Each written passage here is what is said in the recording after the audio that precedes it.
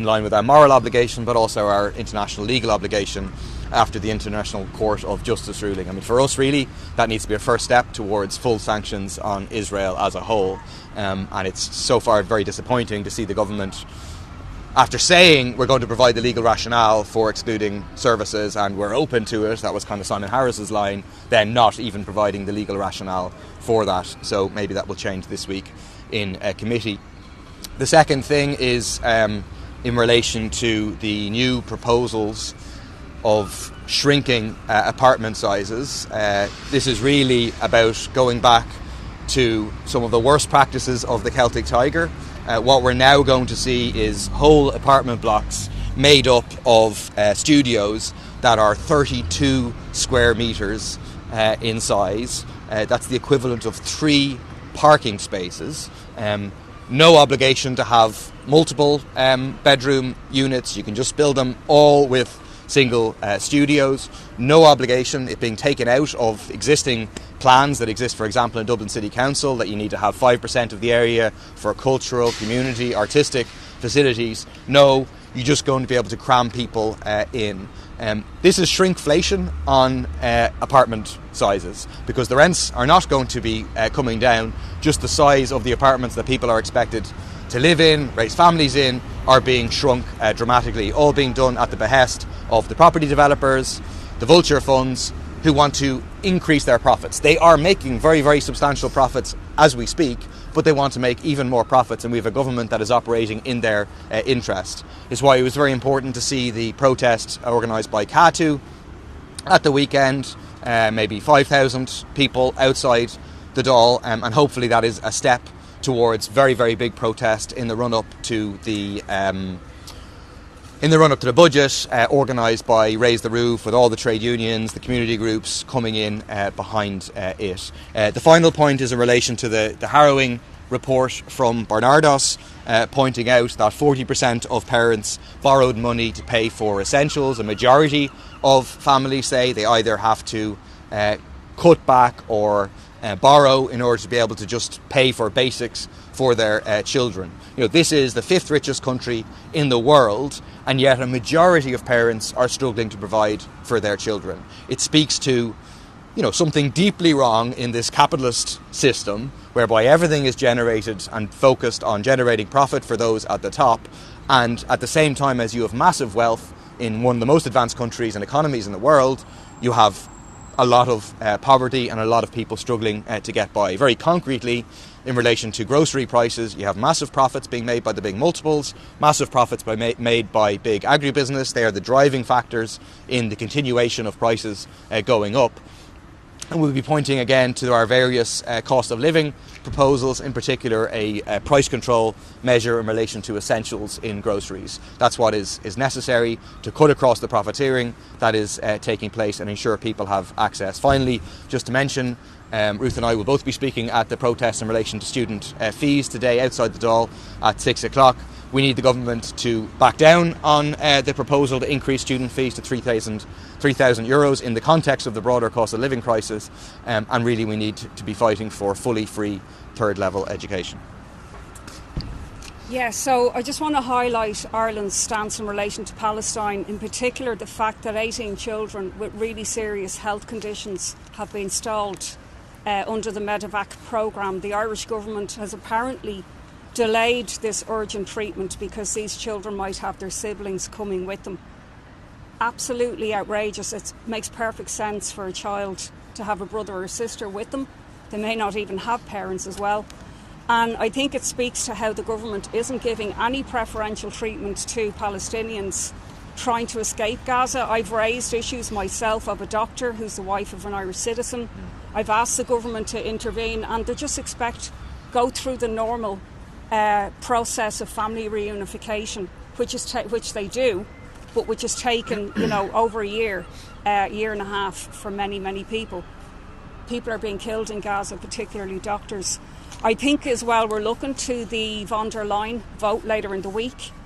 Under no circumstances should Fianna Fáil, Fine Gael, Labour or any other party that claims to be in support of Palestine vote for Ursula von der Leyen.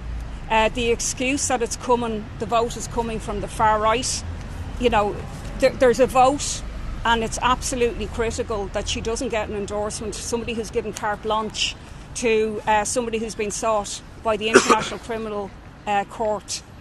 And, I think Labour as well in particular have indicated that they might support her, and I think that would be completely opposed by the vast majority of people. I want to raise the issue of drones for commercial delivery. It's coming up in the Transport Committee this week. It's been, my area, Dublin West, has been a pilot for these drones for a year and a half. I'm having a meeting on it in my office this evening, and they've been causing havoc for residents in terms of noise, privacy, wildlife as well being disrupted. For what? For a cup of coffee, a burger or whatever. And now that they're teaming up with Deliveroo, that is going to accelerate, multiplied by 10 at least. So I think it's absolutely critical that the community is listened to, that there's community approval and assent to allowing, in the same way as you apply for planning permission for a building, this whole process should have to seek community consultation and support. Lastly, as well, the student fees issue, looking to the protest this evening. I think it's critical that the government backs down on this. This is something that so many families are already having to reduce their scope of opportunities because of the housing crisis. Now people are choosing cheaper courses, courses that don't involve travel. And this taking away of supports that people would have had when we know that the cost of living is a real serious problem. So we'll be raising that in the Dáil as well.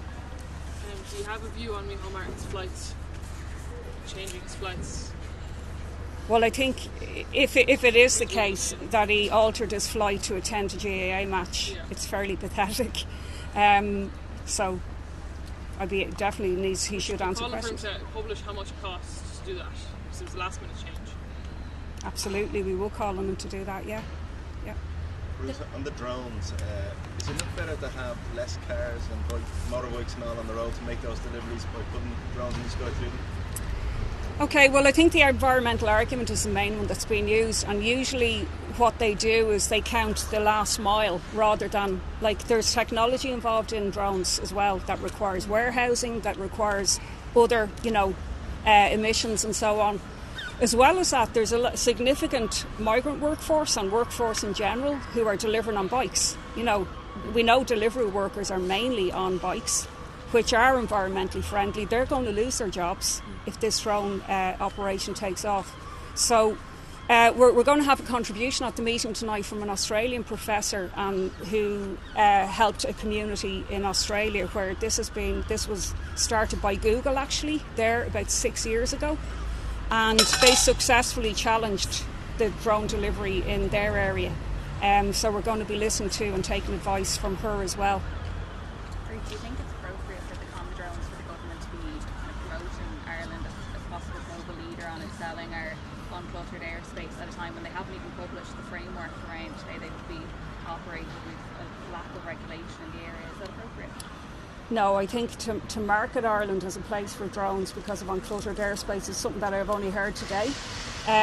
Also, there's a very friendly relationship between tech companies and the Irish government, and we have to challenge this inevitability about every single piece of tech that comes along. I'm totally in favour of drones for medical deliveries, for prescriptions, for so many useful things. Isolated areas were mentioned, rural areas. But the idea that just this airspace over us should be just unleashed with no approval from local communities. People are losing their peace, the right to enjoy their gardens. Significantly, if you're near some of the flight paths, it's constant. I was out delivering leaflets on Saturday, and every 20 seconds a drone was going over the estate that I was in. So it is a significant incursion, and it's going to multiply by 10. That's the thing. They want to go from 170,000 to 2 million flights. Bruce, Gary Gannon was speaking here just a short time ago and he was asked about the presidential election. He said that, look, basically a shortlist for the Soc Dems at the moment seems to be Francis Black or Catherine Connolly. Obviously there's a meeting coming up of the number of parties next 24 hours or so on that topic. So in terms of the wrong grouping, is there any addition to that shortlist as opposed to those two potential candidates? I think what we would look for is a strong left candidate, somebody who has a record of, being pro-Palestine, taking stances alongside working class communities, people facing discrimination and oppression and inequality. I think not aligning themselves with Fianna Fáil, Fine Gael, right-wing parties or independents.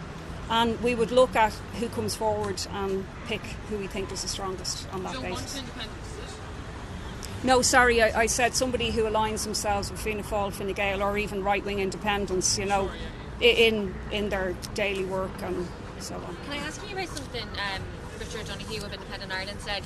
They were talking about their own, I suppose, ideas or whatever, who they'd back for the presidential election, and Richard O'Donoghue said that whoever the president is needs to be respectful of the Irish culture, that people can come in with their other cultures, that's fine, but the Irish culture needs to be protected because Irish people are at risk of becoming a minority in their own country. Do you think that's an appropriate comment? Yeah, sure. No, I don't. I think it's dog whistling by Independent Ireland, which is not new. That's their stock in trade. I think most people in Ireland consider that our culture is enriched by people coming here from other countries, from other backgrounds. And personally, I'd like to see a president, like we have had with Michael D. Higgins, who defends that modern, progressive, multicultural vision of what it is to be Irish, not some backward view of going back to the days when this country was run by the Catholic Church. I don't know if that's what Richard O'Donoghue and Independent Ireland want us to do, but certainly, I think it's likely that if there's a left candidacy in the presidential election, and if there's an Independent Ireland supported candidacy, they will be candidacies on opposite sides of the political divide, and I think that's part of what the political debate will be about. I think it's why this election and why the position is so important. Was it a racist comment? I think it was certainly dog whistling. There's misinformation constantly from some of these right-wing independents. Like last week in the Dáil, we heard that apparently you can be prosecuted for having a private conversation in your own house in Scotland now. Like, absolute rubbish. Apparently for citing scripture you face prosecution, and it's just said no challenge. So I think we have to challenge them. They have to be called out on it by the media, hopefully. Would you be happy with Catherine Connolly as a candidate? Personally, I'm not getting into names. I think Catherine Connolly is a great potential candidate. But we don't want to get into name after name after name. Or what about this person? What about you? See? So, but I think Ruth played out well what we're looking for in a candidate, and then I think you can use your own assessment of whether various people match those criteria. Were you disappointed Joe Duffy himself out? I was not disappointed Joe Duffy.